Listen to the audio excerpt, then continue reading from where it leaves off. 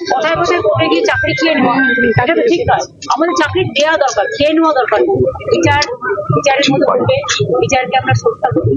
সুতরাং আমি সবচেয়ে খুশি যে আমার চাকরিরত ভাই বোনেরা তাদের চাকরিটাকে সত্যের জয় সবসময় হবে, সত্যকে কখনো চেপে রাখা যাবে না, আটকে রাখা যাবে না।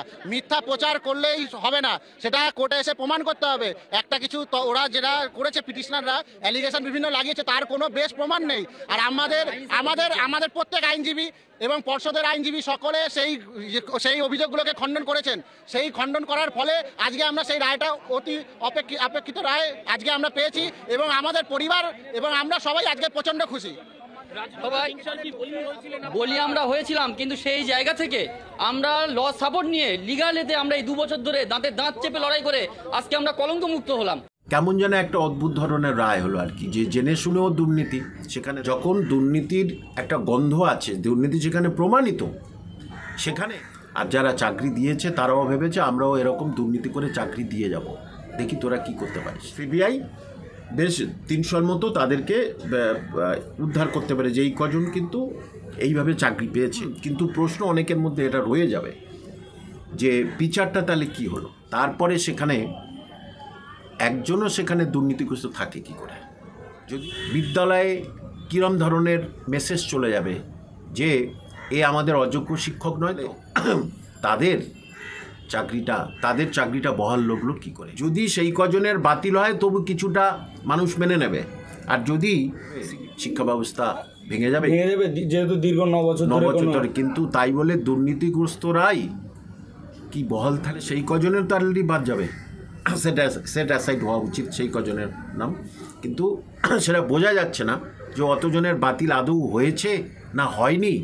যদি সেই কজনের বাতিল হয় তবু কিছুটা মানুষ মেনে নেবে, আর যদি সিবিআইয়ের উদ্ধার করা যে কজন তাদের 300 জনের মতো যদি বাতিল না হয়, তাহলে কিন্তু এ রায় সুপ্রিম কোর্টে টিকবে না, এটা একবার নিশ্চিত। বলছি, আজকে প্রাথমিকের চাকরি 32,000 যে চাকরি বাতিলের রায় দেওয়ার কথা ছিল, সেই রায়টা যখন হাইকোর্টের ডিভিশন বেঞ্চের বিচারপতি তপব্রত চক্রবর্তী এবং বিচারপতি ঋতব্রত কুমার মিত্র এরা দুজনে আজকে রায় দিল, আজকে যে সিঙ্গেল বেঞ্চের যে রায়টা ছিল সেটাকে খারিজ করা হলো, চাকরি বহাল থাকছে। দেখুন, এটা রায় যখন দিয়েছে, কোর্টকে তো সম্মান রাখতেই হবে। অবশ্যই কোর্টকে সম্মান রাখি, বিচারপতিদের সম্মান রেখে রায়কে মান্যতা দিতেই হবে। কিন্তু উনি প্রথম থেকে যেগুলো পড়ছিলেন যে সিস্টেমেটিক ফ্রড, এগুলোর মধ্যে দুর্নীতি হয়েছে, এভাবে হয়েছে, হ্যাঁ, র্যাঙ্ক জাম ক্যাটাগরি, এগুলো উনি বলছিলেন পরপর থেকে। কিন্তু লাস্টে উনি বললেন যে সিবিআই বেশ 300-র মতো তাদেরকে উদ্ধার করতে পারে, যেই কজন কিন্তু এইভাবে চাকরি পেয়েছে। আর সেই জন্যেই তিনি সার্বিক দিক বিচার বিবেচনা করে এই রায়টাকে মানে চাকরি তাদের বহাল রেখে দিল। কিন্তু প্রশ্ন অনেকের মধ্যে এটা রয়ে যাবে যে বিচারটা তাহলে কি হলো? যে দুর্নীতি করলো সেও তার ভিতরে রয়ে গেল। তাহলে এটা কিন্তু অনেকেই যারা আছেন তারা কিন্তু সুপ্রিম কোর্টে যাবে, এটা স্বাভাবিক। কারণ যখন বিচারপতি তার রায়ে ঘোষণা করছে অবজারভেশন নয়, সিস্টেমেটিক ফ্রড হয়েছে, এইসব হয়েছে, ইত্যাদি হয়েছে, তারপরে সেখানে একজনও সেখানে দুর্নীতিগ্রস্ত থাকে কি করে? যদিও রায়টা হাতে পায়নি, যে কতজনকে বাতিল করা হলো সেটা তো বুঝতে পারবো। কারণ অন্তত বাতিল তো হবে কিছু জনের, যাদের চাকরি সিবিআই যেগুলোকে বার করে তাদের তো বাতিল করতেই হবে, এটা খুব স্বাভাবিক। এই যে বাতিল না করার পিছনে যে কারণটা দেওয়া যাচ্ছে, সেটা দীর্ঘ 9 বছর ধরে কোনো এসএসসি কোনো রিক্রুটমেন্ট নেই, সেই কারণে যাতে পুরো পরিস্থিতিটা বিগড়ে না যায়, তাদের পরিবার সমস্ত কিছু দেখে এই রায়টা দেয়া হয়েছে। দেখুন, তাহলে তো ফ্রড করেই যাবে মানুষ। এরকম যারা আজকের এইভাবে চাকরি পেল, তাদের কিন্তু বুকে বল পেয়ে গেল যে আমরা তাহলে এরকমভাবে দুর্নীতি করে চাকরিটা পাবো, আর যারা চাকরি দিয়েছে তারাও ভেবেছে আমরাও এরকম দুর্নীতি করে চাকরি দিয়ে যাব, দেখি তোরা কি করতে পারিস। এটাই তো এই রায়ের মধ্যে সেটাই উঠে আসলো। কিন্তু আবার বলছি, রায়কে মর্যাদা আমি দিই, একজন নাগরিক হিসাবে রায়কে মর্যাদা দিতে হয়। হায়ার কোর্টে আছে, তারা হায়ার কোর্টে অ্যাপিল করতেই পারে, কোনো অসুবিধা নেই। কিন্তু এই রায়টা মানে কেমন যেন একটা অদ্ভুত ধরনের রায় হলো আর কি, যে জেনে শুনেও দুর্নীতি সেখানে দেখা গিয়েছে, তবুও তারা বেঁচে গেল।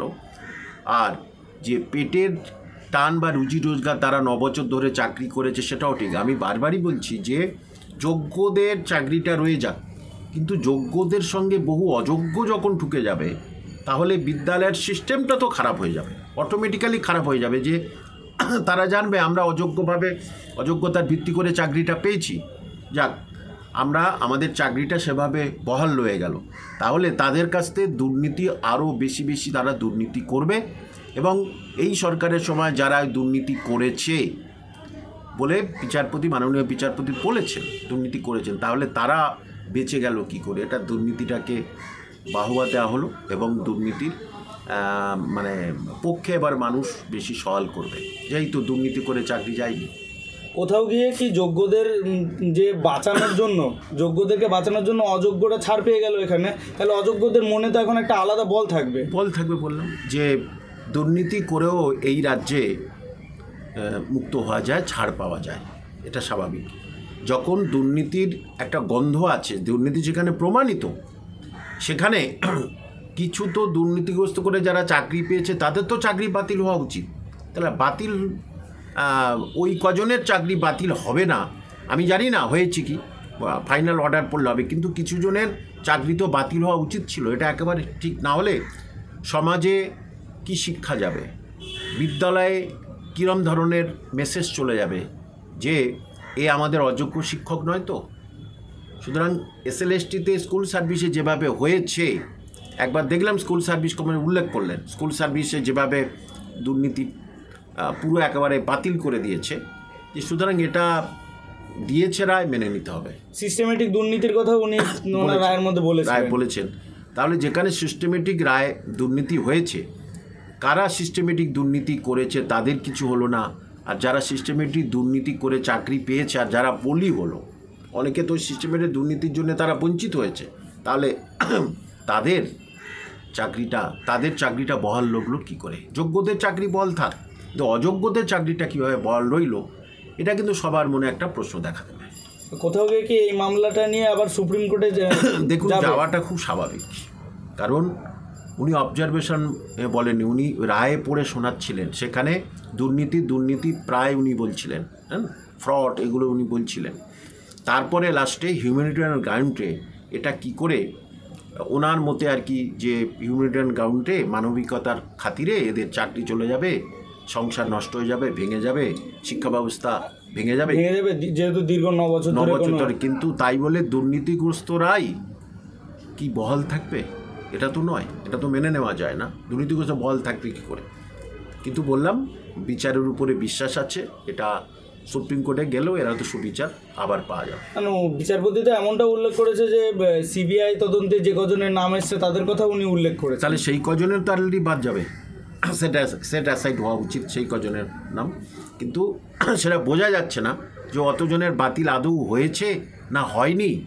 যদি সেই কজনের বাতিল হয় তবু কিছুটা মানুষ মেনে নেবে, আর যদি CBIয়ের উদ্ধার করা যে কজন তাদের 300 জনের মতো যদি বাতিল না হয়, তাহলে কিন্তু এ রায় সুপ্রিম কোর্টে টিকবে না, এটা একবার নিশ্চিত।